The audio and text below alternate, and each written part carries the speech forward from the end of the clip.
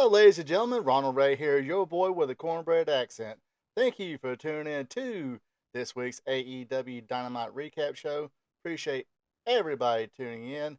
Yes, now that Double or Nothing is history, we get to see the little aftermath here, and the fans at the Kia Forum in Los Angeles, California, got to see the build up for Forbidden Door. Yeah, that's it, Forbidden Door. I was about to say Forbidden Kingdom. Was that the name of a movie? Anyway, yes, I get to see some build up to the Forbidden Door pay per view. Got a new number one contender for the AEW World Championship. More on that later. But before I get to it, hey, if you like what you're hearing, hit the like button. Also, leave a comment. What you think about this week's Dynamite? And if this is your first time watching, hey, it's free. Be a champ and click on that subscribe button. All right, let's let her rip. Alright, kicking things off is the CEO and your new TBS champion, Mercedes Monet, or as Justin Roberts would call her, Mercedes Money. But then the commentator, they, yeah, I guess Justin Roberts can't say Monet. Hey, I'm from the South. I can say Monet. What's your excuse? You do this for a living. Anyway, Mercedes Monet, she comes out and says, "Hey, I'm glad I'm your new champion. I am the CEO. Blah blah blah. Oh yes, Willow Nightingale. I told you you were too nice. I could have told you they were going to turn on you, but I hope when you come back, you kick uh, Chris Statlander's ass. Good for her." As she was saying that, go to the biz screen. We see the footage of where she got jumped while giving an interview backstage. Comes Turns out it was Sky Blue who attacked her, and as her back was turned to the screen, here comes Sky Blue, attacks her again, and of course this sets up for a match later on for the TBS Championship. All right, now we got the first match of the night. It is your AEW World Champion Swerve Strickland going up against Killswitch. No Christian, no Nick Wayne, not even Mama Wayne at ringside. This Killswitch all by himself. Swerve Strickland, the champion, he had the advantage going on, but Killswitch would take over after he threw Swerve Strickland off the apron onto some steps. Swerve Strickland would come back though, hit a couple of house calls, got the 1, 2, 3, and of course, we didn't really think Killswitch was going to win this one, did we? Anyway, so after the match, Swerve Strickland did his tribute to Bruce the Barber Beefcake and gave Killswitch a little haircut. All right, next up, it is TV time with the Learning Tree, Chris Jericho. There's one thing to be cringe, and there's another thing to be purposely cringe. And Jericho, I guess he started hearing the boos from the crowd, so just like the pro he is, he switched it up, and he's become the most cringiest of heels ever, I think. Uh, Pretty entertaining, I would say. Um, because you kind of could tell he just kind of doing it on purpose. Anyway, he's got a new show. It's not the Chris Jericho show, or forgot what was called in WWE. But anyway, um, I guess he's doing a talk show thing again. His first guest was the bounty hunter, Brian Keith. Let me tell you, they just don't make the bounty hunters like they used to, do they, boys and girls? Anyway, Hook came out, threw around the security guards. Samoa Joe's music hits, and he gets in Hook's face, whispers sweet nothings, and they go to the back.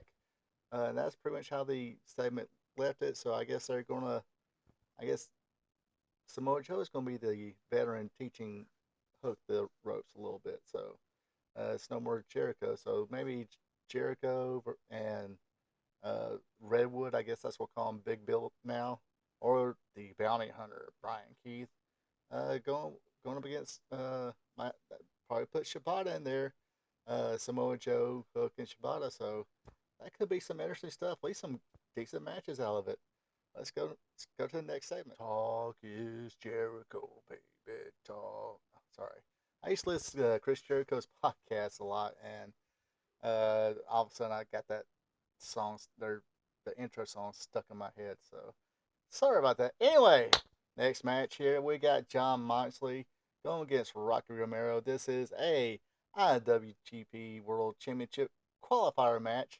What's the use having all these qualifier matches if nobody's going to win these things? Anyway, Rocky Romero, he wants to get a shot at that championship, but falls short here. He had a good showing, kept on working on that shoulder, told a pretty good story here, but John Moxley would fight back, hit the Death Rider, 1, 2, 3. So I guess now he ain't got to worry about Rocky Romero being a challenger anytime soon. All right, next up we got the big signing here. Don Callis hits the ring, calls out Orange Cassidy. Here's your contract, kid. Join the family. Orange Cassidy decides to rip that thing up and says, "No." That's when Stokely and Chris Statlander appear at the ramp and say, "Hey, uh, I don't like you." Stokely's like, "Hey, I don't like you, Orange Cassidy," and all that good stuff. Then Chris Statlander's like, "Hey, we're just out here to welcome the real new member of the Don Callis family," and lurking behind him is Trent Beretta. Trent Beretta wound up attacking Orange Cassidy, uh, beat that head a little bit, causing him to bleed. And I guess Trent Beretta now is the newest member of the Don Callis family. Whoa. All right, now it is TBS Championship match time. Not only is this the first defense of uh, the newly won championship that Mercedes captured at Double or Nothing, but this is actually her Dynamite in ring debut. Yay! Uh, this match probably wasn't good uh, Mercedes and Willow, but it's all right. Uh, Monet started off strong, of course. Blue then kicked it in gear, got the heat. Of course, all in picture. But Monet made a comeback, countered the Code Blue, hit the Monet Maker, and successfully defended her newly won championship. All right, as we all know now, Adam Copeland, the rated R superstar, is no longer the TBS champion. He has been stripped of that championship because he broke his leg or injured his ankle. I heard it was the tibia. I guess I better look that up. Of course, the tibia is the big part of the leg, or the big bone in the leg. So, yeah, he might be out for a little bit. So, the EVPs, Matthew and Nicholas Jackson, appeared in the ring. Of course, they had a gloat about their victory at Double or Nothing. Also, uh, promote their new sneakers. They got new sneakers out now. Yes, Reebok is redoing the pumps now. Um, so 80s, 90s, 90s. Excuse me. Uh, they gave their thanks. Okada did a great job, so they gave him a Lamborghini, I guess, for actually getting the winning fall. They was going to just give Jungle Boy Jack Perry the TNT Championship. Of course, here comes Christopher Daniels. He said, "Look, appreciate the service or the package, and all, severance package and all, but Tony Khan called me. He gave me a new job. I am the interim vice president of AEW now. So anything I say, uh, or excuse me, interim executive vice president. So anything I say comes from Tony Khan himself. So he says what they're going to do now is they're going to have some qualifying matches, and the winner of those qualifying matches will compete in a ladder match to determine the new TNT champion. So don't look like Jungle Boy Jack Perry is going to be TNT champion just yet. I'm almost willing to bet he'll win that ladders match. Anyway, well, let's go to the main event. All right, now it's time for your main event. It is a Forbidden Door Casino Gauntlet match. Explain the rules here. Basically, wrestlers will come in the ring at intervals. It's not over the top rope. The first person who scores a pinfall wins the whole match. Meaning, if you watch the program, they did say, when Pac went for a cover on Jay White, that, hey, that could have been it right there. Pac would have been number one contender.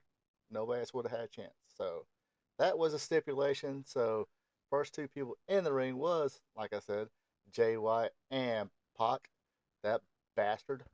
They kind of beat beat the hell out of each other. Or I guess Pac more or less beat the hell out of Jay White. Still showing those chop marks on his chest, Pac was. After that, it was uh, Mystico, excuse me, Mystico. What the hell's a Mystico? Mystico, he came in. He did some high flying, got good shine. Will Ospreay was next. Gee, I wonder who's going to win this now. Samba Hama Humpa play. I could pronounce what they said. He made his way. I guess he's a student of John Moxley. Uh, he did all right. Claudio Castagnoli. He was forearming and spinning and uh, European uppercutting everybody. So then Leo Rush came out, flip flying and flipping. Castillo finally got tired of that. Then Orange Cassidy came in. He was like, he was hurt, but gave a valid effort. Then the last one, I believe, was uh, Hichakaro, basically this big Mexican submission specialist, whatever. But anyway, in the end, in case you didn't catch my sarcasm of, gee, I wonder who's going to win this now, it was Will Ospreay. He hit a Cody Cutter on Orange Cassidy, got the 1, 2, 3. So now he's going to get the chance at Forbidden Door for the AEW Championship, and he will face Swerve Strickland for that championship. Swerve came out, shook hands, stared off. Should be a good one. Gosh, I hope they don't do Swerve dirty. What do you think? Let me know in the comments. Hey, that does for this week's AEW Dynamite Recap show. Hopefully people enjoy. And by the way, let me plug in a couple more shows I got. On Thursdays, I got Spot Show live stream every Thursday night at 8 p.m. Eastern, 7 p.m. Central, 6 p.m. Mountain, 5 p.m. Pacific, 9 a.m. Friday morning in Japan, and 5 a.m. Friday morning in India.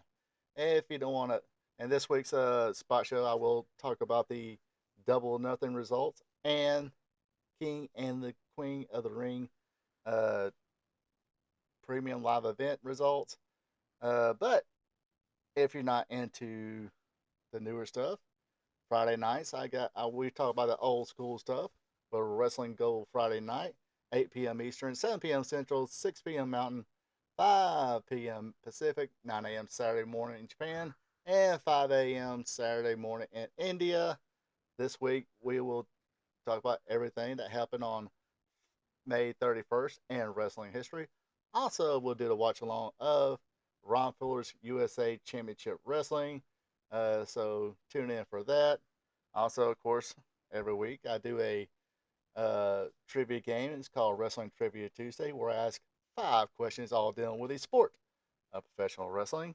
So tune into that one if you want to have a little fun and test your wrestling trivia. And of course, this is the usual Raw recap show. I try to get that out Tuesday or Wednesday. You know how the real life works. And of course, what you're watching now here, the AEW Dynamite Recap Show. Like I said, that does it for me for the AEW Dynamite Show. You folks have a good one and take it easy. Hey there, thank you for checking this out. If you enjoyed it, share with friends, drop a like button, leave a comment. Also, be a champ and hit that subscribe button. You can also check me out on social media, Facebook at Ronald Ray, on X or Twitter is RPATRPTV46. Until next time. So long from the peach state of Georgia.